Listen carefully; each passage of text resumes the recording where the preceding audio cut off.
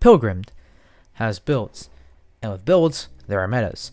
Over the year, we've seen a variety of metas. For example, the meta when the game was released was very diverse, and if you're a newer player, it might sound weird that weapons like Mana Blade, Wicked Limb, Cod Kendo, and Haunted Scythe were meta back then. Cod Kendo used to one-shot Sailord, Wicked Limb used to deal 500 damage, and Mana Blade just murdered everything. And over time, the meta has changed. All of these items listed were nerfed in some way to where other weapons were simply better. Some other metas down the line were Zap Antenna meta, Champions Gladius meta, Prime Brand meta, Zap Antenna. You get my point. There's always a meta brewing anywhere, anytime. And some changes over time led to post-Sweetberry Catacombs meta being one of the most boring and unfun metas of all time. Let me explain why. Gems are, gems or enchants that you put on your weapons to give it an extra kick. For example, there are 8 gems in the game currently. Blood Gem, Charm Gem, Fire Gem, Mana Gem, Explosive Gem, Insignia Gem, Light Gem, and Frost Gem. If we put the Fire Gem on this Prism Lance, we'll get an additional fire effect every M1, which is pretty cool. Well, pre-Sweetberry Catacombs, 5 out of the 8 gems are viable. Blood Gem, Charm Gem, Frost Gem, Light Gem, and Insignia Gem.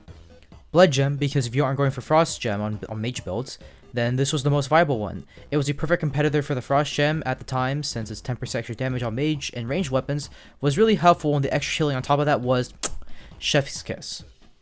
Speaking of the Frost Gem, here's the Frost Gem. It makes a weapon always give frost per hit. If the weapon wasn't a natural frost weapon, then you would want to use this gem on it, since some stuff like Ice Crown, Shiverstone, and Frost Cone are really strong with the gem.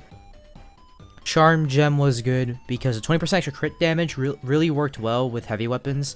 This type of melee heavily relied on crit builds to keep up with their light melee counterparts. The Charm Gem managed to bridge that gap between both archetypes and made heavy melee both viable and fun to use. And crit is basically the entire range archetype's life support. Insignia Gem was good because, do I even need to explain why this gem was good? Fine. Basically, what the Insignia Gem did was remove end lag from the third swing, melee swing, and made specials have less cooldown on mage and ranged weapons. But we don't care about that. We only care about the melee stat. No end lag on the third swing? This attribute alone made Insignia Gem probably the strongest gem in the game because no downsides, you get combo, bloodthirst, etc. faster, and more constant DPS, which made this gem a no-brainer in melee builds that were not crit. And lastly, the Light Gem increases melee swing speed by 20% and decreases mage and range startup time by 25%. This gem was really strong and is just the embodiment of spam for mage and melee. Sometimes I would find myself using Light Gem over the other popular options I mentioned earlier. This is a really strong gem. I'm not really going to talk about the other gems because you can probably figure out why they are weaker compared to other gems I mentioned earlier. But now that we talked about these strong line of gems, let's see which gems are meta after 2 impactful updates later. What the fuck happened, you might be asking? Well, let me explain. Let's start with the Insignia Gem change on the Sweetberry Catacombs update.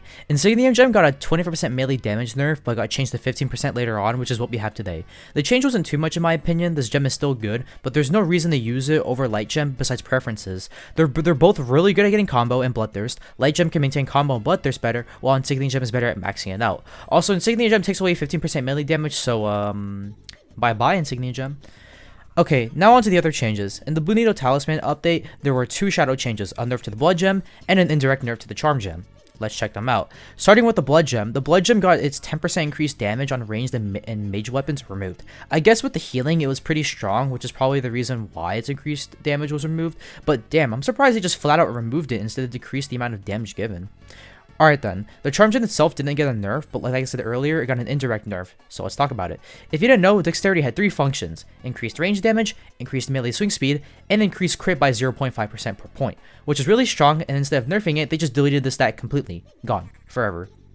Dexterity was, if not one of the biggest roles making crit builds viable. Don't believe me? Here, I'll show you a clip. In this short clip, I'm going to use an old crit halberd build I had. So I equip it, hit the enemy, and look at my statistics to see I have exactly 50% crit.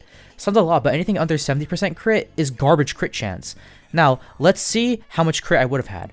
Including reforges, the martial headband would give me 12 dexterity and 24 dexterity on the patchwork. The dexterity from all my accessories combined would be 7, and since one dexterity point is 0.5 crit, we can do the math. So we do 12 plus 24 plus 7, which is 43 dexterity, and multiply that by 1/2, and we get a whopping 21.5% extra crit chance. Damn, what a waste. This goes to show how bad crit builds are even with items like the frying pan existing. You are still replacing a really good item with extra crit chance and a little bit of extra damage. It's just not worth it. Also, since crit builds got gutted, range is no longer viable, so bye-bye heavy melee and ranged archetypes. It was nice seeing you while you were good. I also really liked it when mage builds weren't just Frostburn and that's it. Also, Zap Antenna, no, actually, how does Zap Antenna keep being a meta-defining weapon? This shit was OP since launch, April Fools, and now. Also, light melee has been meta since the game's launch. I mean, I like light melee. I'm basically known for being the godfather of prime brand users, but it'll be nice to not have a light melee meta every update. It's always either the prime brand or Champions Gladius being meta. Also, most weapons added after launch were so weak compared to weapons that were here since the start. Only one weapon was meta after launch, which was the Coffin Lock, and Mortar was meta later on, so sure I guess. Also, Bell and Coffin Hill are nearly meta, but some of their attributes make them mid or not meta in my eyes. Sorry guys. This segment is going to be way shorter than the gem segment, but I gotta include this one way or another, so let's get into it. The main reforge for melee weapons was legendary, the main reforge for guns was unstable, and the main reforge for mage was radiant. In the span of Super 8 Catacombs, I popularized the small reforge and soon discovered that it was better than legendary.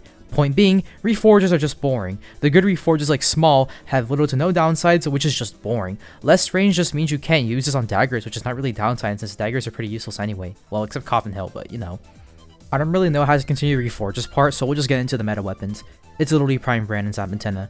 Okay, why are they meta? Since Rage is dead now because crit is bad, and Light Gem and Frost Gem are good, Light Gem on Prime Brand, and Frost Gem on Zap Antenna, just makes these weapons the clear winner of who can be good in the actual viable archetypes. Champions Gladius is a run-up for a meta melee, but it does less damage and can't get Bloodthirst as fast, some know. For Mage, maybe the Snow Flurry, but Zap Antenna Dissonance does way too much damage, so it can't have a runner-up. So, yes, the meta is just 2 weapons. Not multiple in the same archetypes, not multiple builds, just 2 weapons? How the hell did they get here? A game is never perfect. It'll always have boring metas like these, it's inevitable. Even my favorite game, Fantastic Frontier, has a boring ranged meta. The developers want to keep the game fresh, so they always make big changes like the Dexterity one to keep the meta new and refined, and not just reusing the same build over and over again. We have to adapt and overcome the balancing obstacles that developers give us. It's just that sometimes when you try to change the meta, it might just make the game more boring.